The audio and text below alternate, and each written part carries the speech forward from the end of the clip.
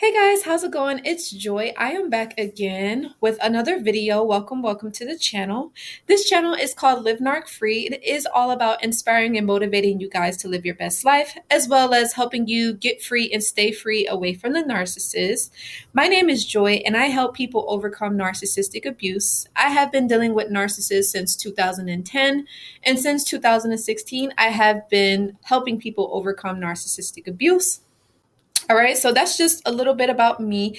And you guys, I did want to say thank you so much for those of you that did leave me donations. That really, truly does mean a lot. Please continue to keep doing that.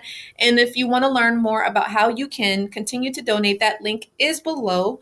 I really appreciate you guys' support. And don't forget to make sure that you guys give this video a like so other people can view it. Share this video if you think that this can help or bless someone, and subscribe and hit that notification bell so that way you know when I go live and when I post a new video.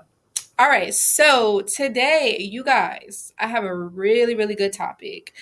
And this is something that I've really been wanting to talk about for the longest because, I've been, with, or I've surrounded myself with a lot of narcissists, right? Not intentionally, but, it just happened. But I want to talk about why we don't listen when people try to warn us about the narcissist. Now, this is something it's common, and don't beat yourself up because, it happens to the best of us. But some of the reasons why we may not listen when people try to warn us, in my personal opinion, is maybe we feel like it won't happen to us, or whatever the person is telling us, it's not true, or, well, that was just their experience and, it's not going to happen to us. We also could feel like, maybe the narc will change, and maybe we can be that change to help the narc, see better or realize the error in their ways, or, to make a change and to be a better person and to grow and to learn and expand. But one of the things I think we have to understand is that the narcissist is not capable of changing. Now, in certain cases, you do have very few, very slim chances of the narcissist changing. And that is usually if there's like a midlife crisis, or if there's like a health crisis that happens to the narc. They may change for maybe like a month or two, or maybe even a year. It just depends on the individual narcissist. But then usually they kind of regurgitate and they go back to their way of being, which is being a narcissist. You guys know what I mean? So, yeah, and I wanted to share my story about how someone actually tried to warn me about the male narc that I was dealing with. And I don't know if I actually share this with you guys, but you guys know that I was in a connection with a guy that I met actually through Twitter. I was with him for like 4 years, and our whole connection was based off of mentorship. He was a music producer, and at the time I was an inspired music producer. And so I thought, why not hit him up, because he's actually an expert and I'd like to learn from him. You know what I mean? And so, we connected through Twitter, and then, we finally met up, and that's how our relationship began. And the interesting thing about it is that the narcissist was always keeping me in contact with other people that was like in the music industry, whether it was singers, songwriters, other inspired music producers. He was like keeping me in contact and giving me information to those that was kind of in the same, field as me, right? And so, one girl in particular, a very beautiful girl, she had a beautiful voice, very talented. And the narcissist actually got me in contact with her, and we connected. We talked on the phone, and we shared our stories, and, we really connected a lot, right?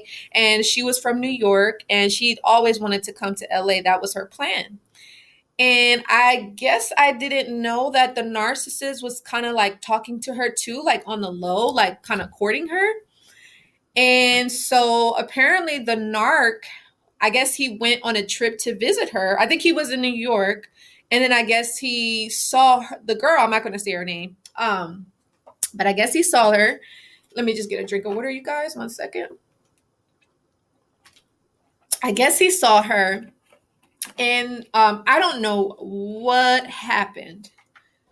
But something happened, and I guess things changed. And the reason why I'm going to say that is because, as I said, me and this girl, we was in contact a lot, and we had a relationship. We had a friendship, right?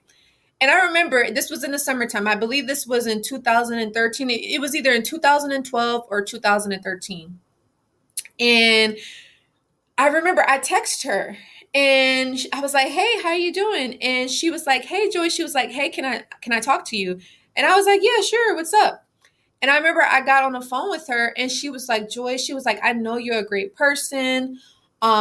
You are very special. You are very talented. And I want you to continue to keep doing that. Don't let anybody deter you from anything that you're trying to do in life." And I'm like, "Thank you so much." And I was like, I'm wishing the same for you. And I want great things for you as well. But she told me, if you have any contact with the narc, if you have any dealings with the narc, if you're following him, if you're his friend, she was like, "I can't be your friend, and I can't have any contact with you." And she was like, "It's not personal." And she was like, "It's not just you," but she's saying any and everybody that I know that is in contact with the narc, I have to block them, I have to delete them, and I cannot be their friend. And I'm sitting here like shocked, like, what? Like, what do you mean? You know what I mean? Because she was super talented, and I like to be around people that are talented. I think that's special to have that kind of gift, to be a songwriter, and even to sing. Like, I love singing myself, but it's always good to have like-minded people around you. You guys know what I mean? But it was crazy because she was just saying, like, it's not personal. And I even asked her, I was like, "Hey, so like what happened?" And she was like, "You know what, it's none of your concern." But she was saying, "Just know that I can't, if you're in contact with the narc, I can't have no contact with you." And I was like, "Oh my God." I said, "I'm so sorry. And I hope that whatever happened gets better."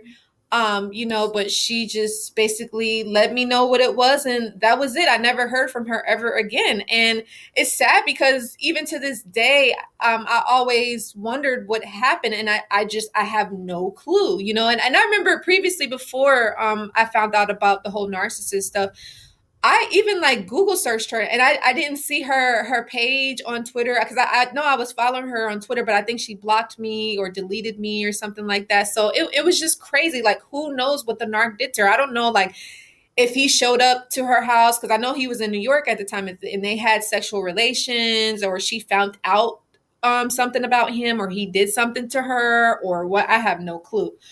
But what's crazy is that I ended up seeing the narc.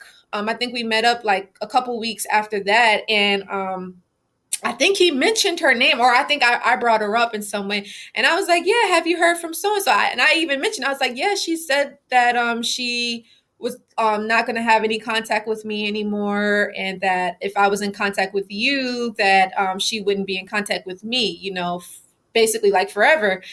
And he started laughing. He was like, "Ha ha, yeah, she's crazy. Don't listen to her. She's just jealous, and yeah, she's just."